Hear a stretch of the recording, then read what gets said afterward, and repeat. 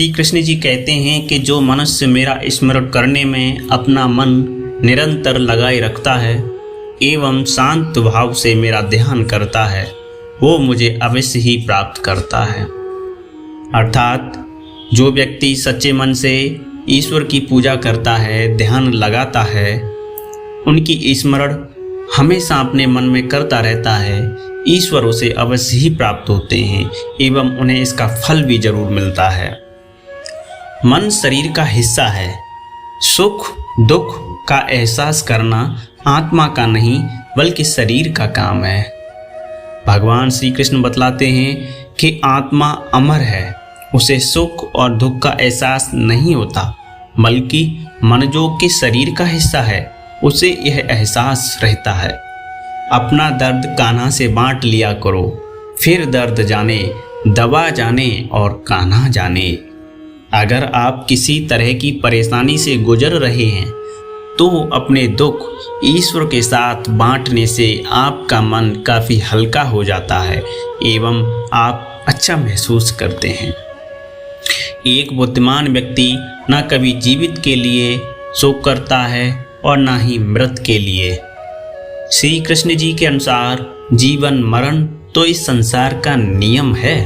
ऐसे में हमें किसी के जन्म लेने या मरने से शोक नहीं मनाना चाहिए एवं उसके लिए ज़्यादा दुखी होना नहीं चाहिए। मन शरीर का हिस्सा है। सुख दुख का एहसास करना आत्मा का ही काम है। मुझे क्या परवाह, जमाना क्या कहता है, मुझे ये पता है कि कान्हा मुझे अपना कहता है। एक व्यक्ति जब किसी सच्चे मार्ग पर चलता है तो उसे काफ़ी कठिनाइयों का सामना करना पड़ता है और दुनिया वाले चाहे जो भी कहें, हमें ईश्वर पर भरोसा करके आगे बढ़ते रहना चाहिए।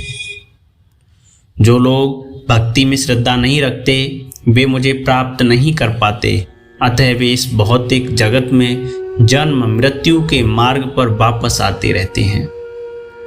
अर्थात जो भी भगवान पर भरोसा नहीं करते वे कभी भी भगवान के बारे में नहीं समझ पाएंगे और वह जन्म मृत्यु के चक्र में फंसे रहेंगे। शरीर त्यागते समय मनुष्य जिस जिस भाव का स्मरण करता है वही उस भाव को निश्चित रूप से प्राप्त होता है। अर्थात मृत्यु के समय हम जिन भावों का स्मरण करते हैं हमें अगले जन्म में उसी रूप या भाव को प्राप्त होना पड़ता है।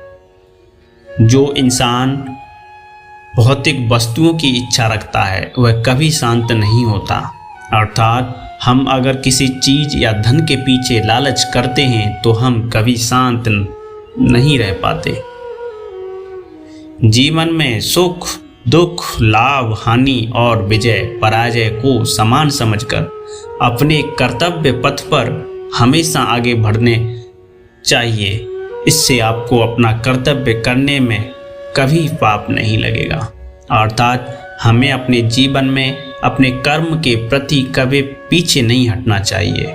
जो हमारा कर्तव्य है, जो हमारा कर्म है, उसे अवश्य ही करना चाहिए। आत्मा पुराने शरीर को वैसे ही छोड़ देती है जैसे मनुष्य पुराने कपड़ों को उतार कर नए कपड़े धारण कर लेता है।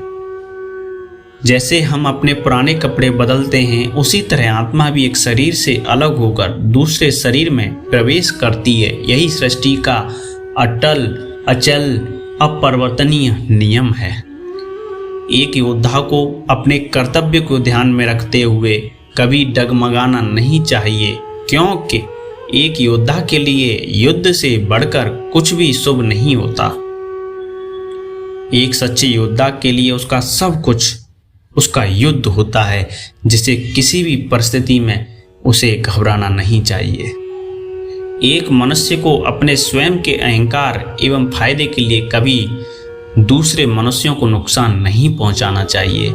श्री कृष्ण कहते हैं कि हमें कभी भी अपनी दौलत अपनी शोहरत पर घमंड करके दूसरों को नीचा नहीं दिखाना चाहिए और ना ही किसी को नुकसान पहुंचाना चाहिए। जिस मनुष्य का मन दुख से विचलित नहीं होता, जो सुख की लालसा नहीं करता और जो राग भय क्रोध से पूरी तरह मुक्त है, उसे स्थिर बुद्धि का प्रबुद्ध संत कहा जाता है। अर्थात हमें अपने आप को संयम बनाना चाहिए और साहती लालच से दूर रहना चाहिए। जो मनुष्य अपने इंद्रियों को शांत और स्थिर रखता है वह एक बुद्धिमान मनुष्य